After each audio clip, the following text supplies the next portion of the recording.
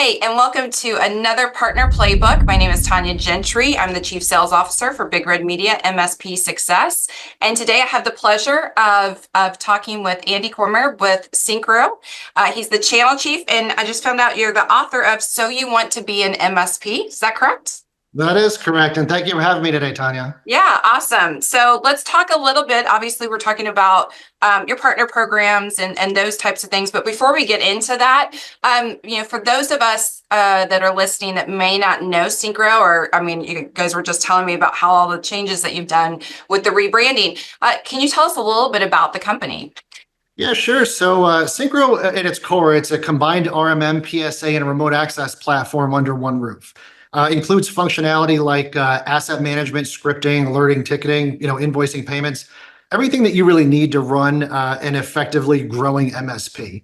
That includes over 50 third-party integrations as well. So most importantly, at our core, we are a platform that was built by MSPs for MSPs, which means we built what we'd want to see when we were in business. But we also want to treat customers like we wished we were treated when we were in business as well. So that means no predatory contracts, pricing that's clear and transparent on our website.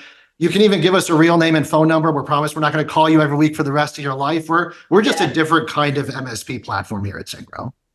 Very cool. So again, we're talking about partner programs. Can you tell us some of the key features for your guys' program? Yeah, so one of the key aspects of Synchro, because we were built by MSPs for MSPs, is that we understand the business of being an MSP, not simply the business of being a technician. There's a massive fundamental difference between those two things. So I think instead of firing off a bunch of buzzwords like AI and security and then having everybody leave not knowing what the hell we're talking about, I think I'll use kind of an analogy here to explain Synchro instead. So if you take any high-tech car from 10 years ago, you're gonna have a million buttons all over the dashboard, all over the steering wheel, all over the doors.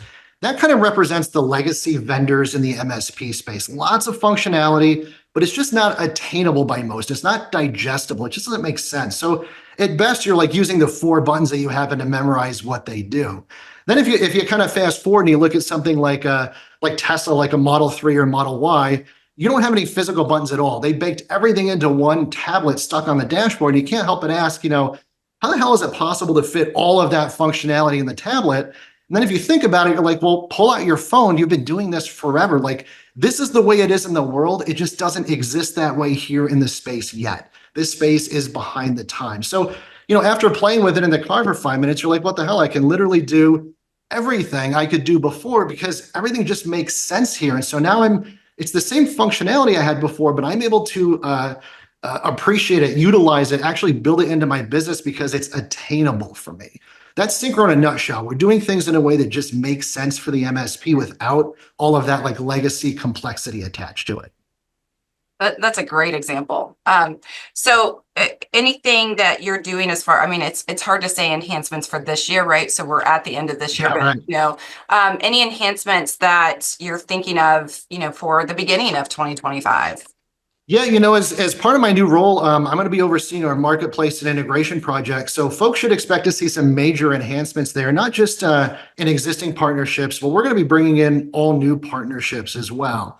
Then one of my key focuses will be allowing MSPs to bring in far more external data into our platform than ever before. So MSP stacks are typically very fragile, where the moment that one element, whatever it may be, has to be handled externally, it's like flipping that first domino over. So for example, Synchro's got a lot of cool billing mechanics built in where MSPs don't have to manually count employees or count endpoints when it comes time to bill their clients for their managed services contract. We'll do all that for them. And we spill that over into some third-party vendors that we integrate with so you can bring in that usage and bill for it accordingly. But what about the 1 or 2 vendors that your MSP resells that we don't ingest billing data for? What if we could? What if we could ingest billing data for everybody? Or what if we could ingest alerts from everybody, not necessarily that were just generated from a Synchro agent, generated from anything that exists out there that you're integrating with. So those are the questions that I'll be focused on answering in 2025. And we're definitely looking to make Synchro much more of a central hub, far more than just your standard RMM and your PSA. Right. So when you guys are looking at MSPs and you're looking, in an MSP partner, I ask a couple of questions and you can, they usually wind up being sort of answered together, but like, what are you looking for, from an MSP? And then how can that partner be successful with you guys? Yeah, that's a good question. So, any MSP can and will succeed on Synchro, but I think the ones that are really going to really excel are the ones that currently call legacy platforms home.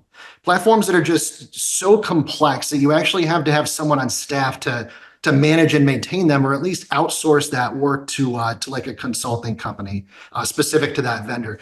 They're so complex that they'll actually force you to pay for training before you can even use them. So like, imagine that for a second. Imagine going into an Apple store and buying an iPhone, and you're like, well, what's this extra $1,000 charge for? And they're like, oh, well, that's so we can teach you how to use it. Right. You didn't expect it to work out of the box, right? And in Right. what world is that acceptable? That's what so many MSPs are living with today. So we're really excited to be leading the charge for like a modern MSP platform and what that should represent. When you bring that new iPhone home, the expectation is that 80 to 90% of the features and functions I can use out of the box. It's usable. It makes sense to me. I'm picking it up. I'm playing with it. I'm benefiting from these features. And that's exactly what we've built here at Synchro. So we're really looking for any MSP out there, any and every MSP out there that's looking to grow their business in the modern era on a modern platform.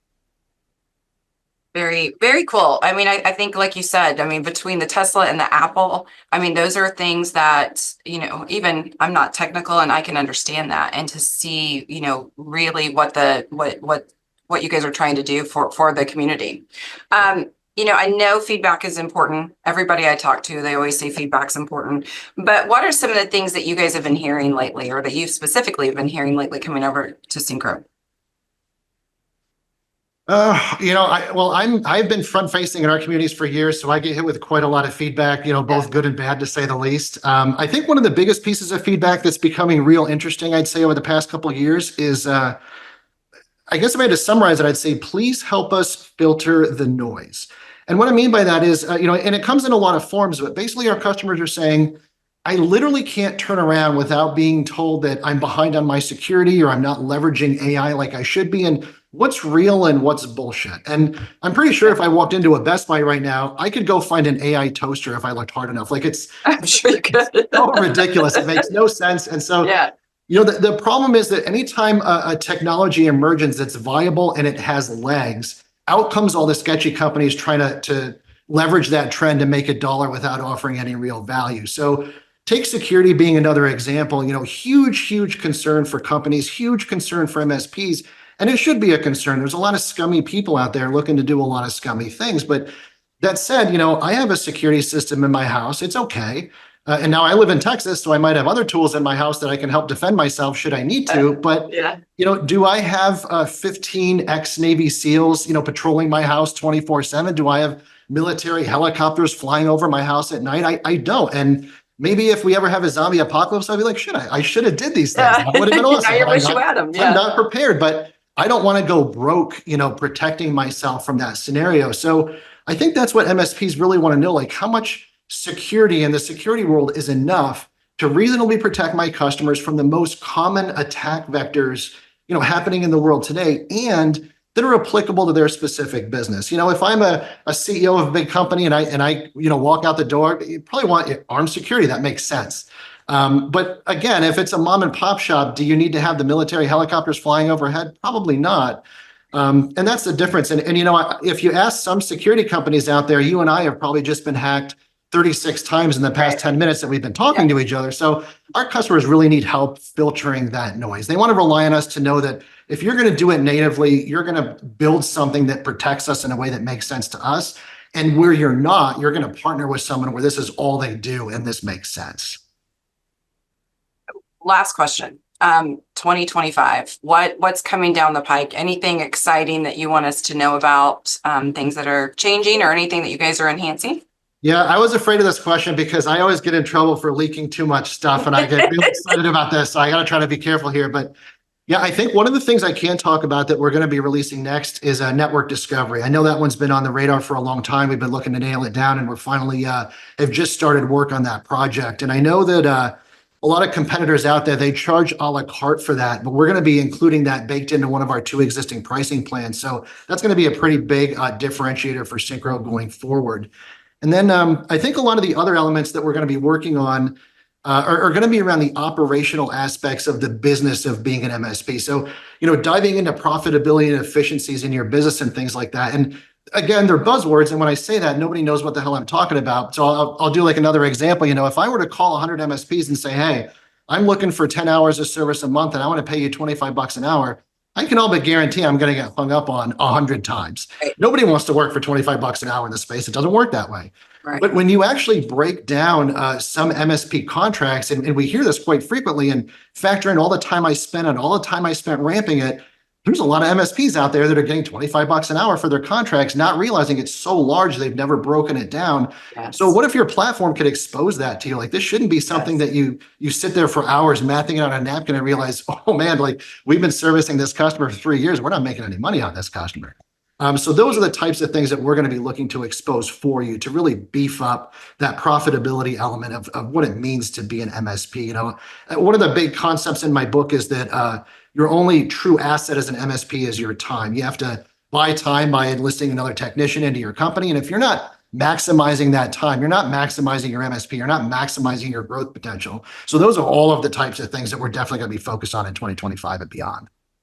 Yeah, I know our company, our parent company, talks a lot about high value, accounts and high value clients, right? And knowing, like you said, just because they may be paying you, and you feel like that contract is a big contract, when you get down into it, you realize maybe not. So that's awesome. That is really, really cool. So, well, thank you, Andy, for spending some time with us. I appreciate it. We will have your website on here so people can go out and visit Synchro. And then for everybody else, all the MSPs that are listening to this, thank you very much. And we'll have more soon. Thanks a lot, Tonya. Thanks for having me. Bye, Andy.